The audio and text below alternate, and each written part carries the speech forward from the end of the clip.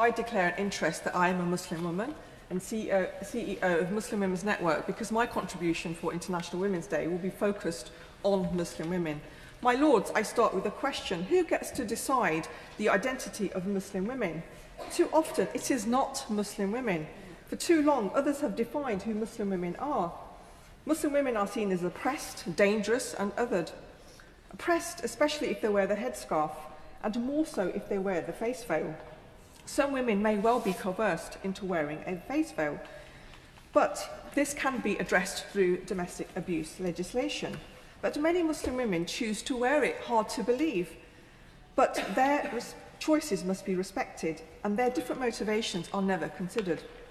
The clothing of Muslim women is framed as a threat to both security and British culture. It's really about not liking the look of it. No one explains how a couple of thousand Muslim women who wear the face veil out of 2 million Muslim women will disrupt British culture. Most of the public are unlikely to ever cross paths with them. Muslim women's freedom to choose how they dress is often only supported when it aligns with existing biases.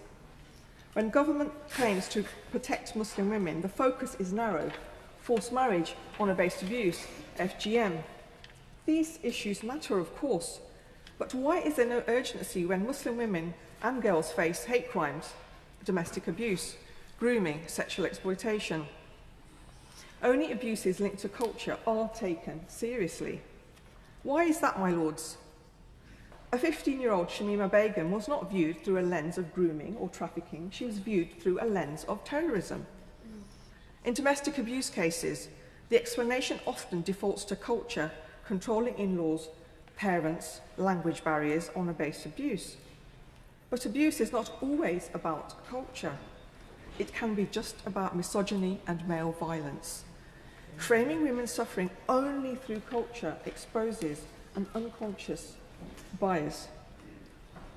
Muslim women, like all women, deserve protection from all forms of harm, not just the ones that fit stereotypes. Instead of deciding the priorities for Muslim women, listen to them. Instead of speaking for them, create spaces for their voices.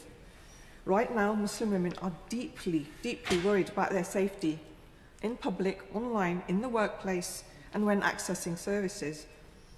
The hostility towards Muslim women has become so normalised it has emboldened perpetrators. My lords, one woman took her children to the park and she was abused by teenagers, so she went home and she was followed home. She was frightened. In another case, we moved a domestic abuse victim to a safe place. Her neighbours started abusing her and she had to be moved again by police for her own safety.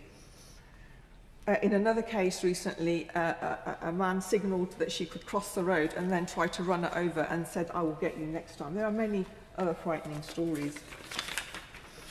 The freedom-restricting harassment of Muslim women and girls, the constant fear of it forces many to self-censor, alter their behaviour and withdraw from public life. This damages individual well-being, undermines equality of opportunity and corrodes community cohesion. Research and police data show that the majority of perpetrators are white men. Yet hate crime towards Muslim women is not considered by the government as gender-based violence.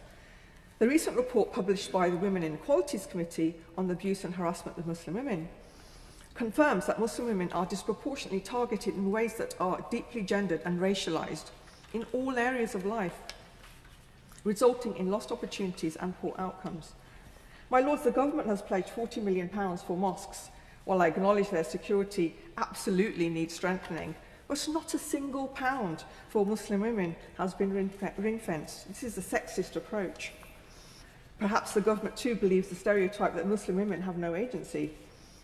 Stereotypes of the oppressed Muslim woman strips away individuality. Far too little attention has been paid to Muslim women who are thriving as lawyers, doctors, pharmacists, dentists, nurses, teachers, police officers, academics, accountants, engineers, charity workers, artists, entrepreneurs, social media influencers, and of course politicians, while all experiencing unprecedented levels of hostility. My lords, Muslim women need your solidarity, not just for when it comes to abuse linked to culture, or for Muslim women abroad. I want to end, though, on a celebratory note.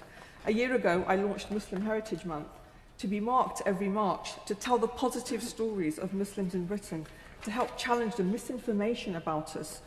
I am proud to wear my Muslim Heritage Month badge and dedicate this year's Muslim Heritage Month to Muslim women.